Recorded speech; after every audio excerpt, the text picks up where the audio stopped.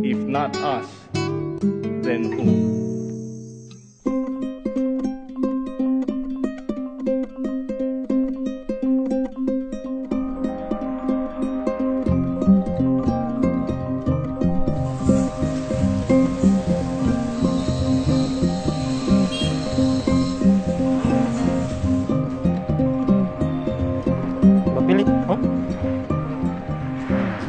Pala ini tanaman yang sangat bersejarah, punya nilai sejarah karena memang sejarah bangsa ini tidak bisa dipisahkan dengan rempah-rempah. Salah satu tujuan kolonial Belanda, Portugis, Spanyol datang ke Maluku Utara itu karena ingin menguasai pala-pala yang ada di Maluku Utara. Peradaban dunia ini karena dimulai dari orang mengenal rempah-rempah itu. Masyarakat itu sebenarnya sudah hidup dari tanaman-tanaman ini. Mereka sudah bisa membangun masa depan dari produksi pala. Jadi sangat aneh kalau memang ini kemudian ditebang oleh pemerintah dan kemudian digantikan dengan sawit, itu memang sangat tidak masuk akal.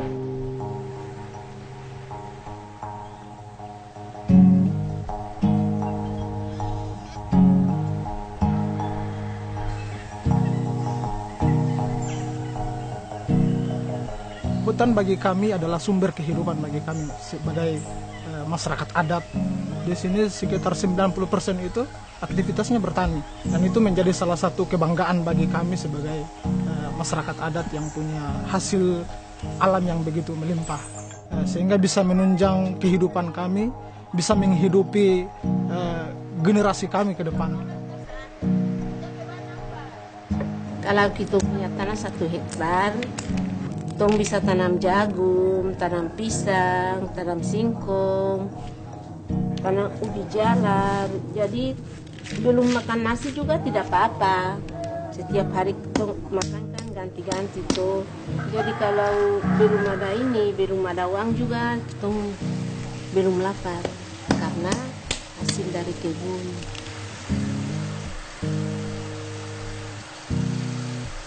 Saya sadar betul bahwa saya ini dari kecil, mungkin dari lahir sampai besar seperti ini, dan bahkan mungkin darah yang mengalir di tubuh saya ini karena juga adalah bagian dari hasil orang tua saya di kebun pala itu, kebun dan pohon-pohon pala itu.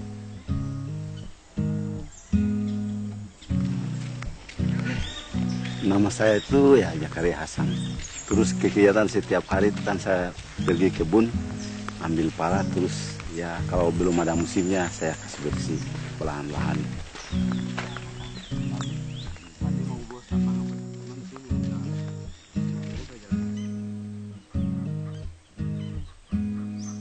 Lupsia supaya guru tiba tolong saya sejak. Lupsia aja. Nah, lupanya tu ya.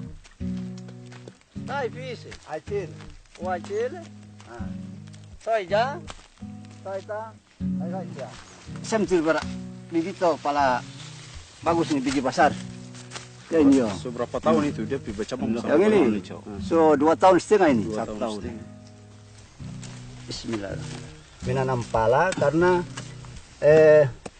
dengar katanya ada sawit mau masuk di sini, jadi untuk mempertahankan ini, jadi saya selalu berkebun pala. Kemudian untuk menunjang saya pada saat anak-anak saya itu dalam masih kuliah. Kalau dibanding dengan kelapa sawit, itu harus ditebang rata. Dia tidak bersenyawa dengan tumbuhan-tumbuhan lain, harus di pohon semua itu dimusnahkan.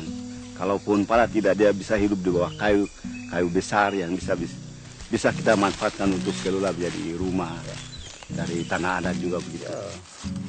Kalau tanam pala begini, tanam pala yang sakit begini kong, kalau Apa kelapa sawit masuk itu akan pertahankan batu-batu yang mesti taruh di sini. Di sana itu, di hutan yang bebas sana itu ada hutan pala, dan kami sudah dibagi kelompok. Jadi sekitar 12 kelompok yang dibagi. Terus di sana itu ada kali, ada burung yang kita masih dilindungi seperti burung nuri. Terus ada rusa juga yang setiap hari masyarakat dia berburu.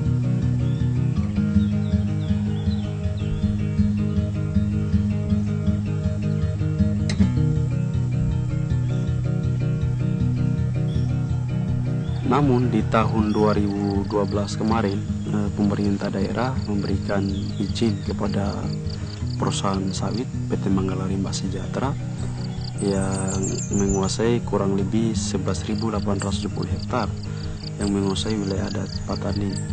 Ini yang membuat gerakan besar-besaran, gerakan perlawanan sebagai bentuk protes terhadap izin yang masuk ini, karena mereka menganggap komoditas sawit ini menjadi ancaman bagi kehidupan mereka. Demonstrasi yang dilakukan teman-teman mahasiswa, kemudian masyarakat sebagian, sikap masyarakat yang pertama menolak secara tegas investasi sawit harus dibatalkan dari semua proses izin-izinnya.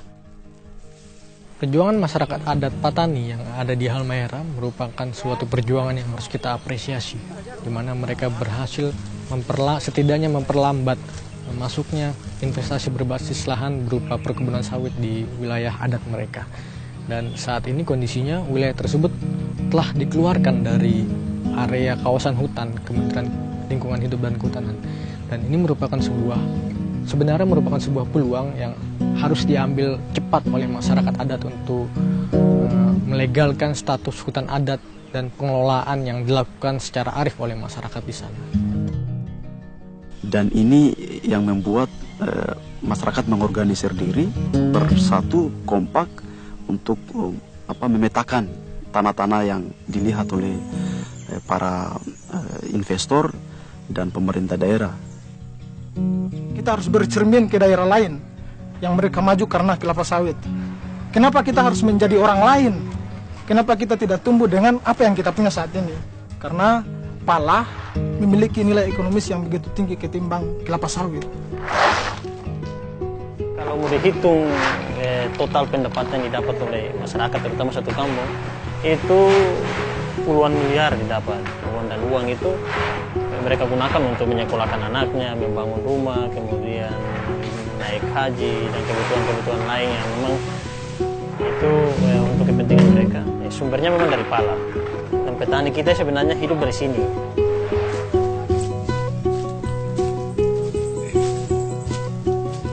Pendapatan per hari itu paling minim itu 200.000, paling minim pendapatan per hari. Nah, makanya orang di sini itu semua masyarakat di sini lebih cenderung di pala.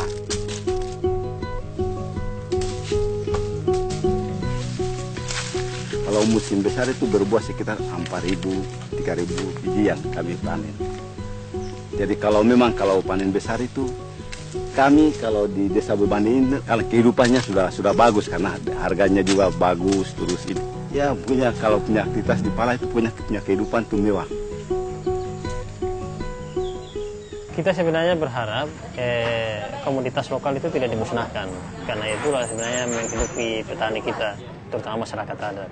Nah, pulau-pulau kecil itu kan sebenarnya pulau-pulau yang rentan. Ya. Di pulau-pulau kecil ini juga jutaan hektar itu tanah itu tumbuh pohon pala, tumbuh pohon cengkeh, tumbuh kelapa, tumbuh coklat. Tanaman ini sebenarnya kalau bicara secara ekonomis punya nilai ekonomis yang jauh lebih besar daripada sawit, dan memang ini dikelola langsung oleh masyarakat. Masyarakat bisa hidup dari sini. Jadi kalau memang ini dibabat habis, sebenarnya itu membunuh masa depan masyarakat adat di kepulauan.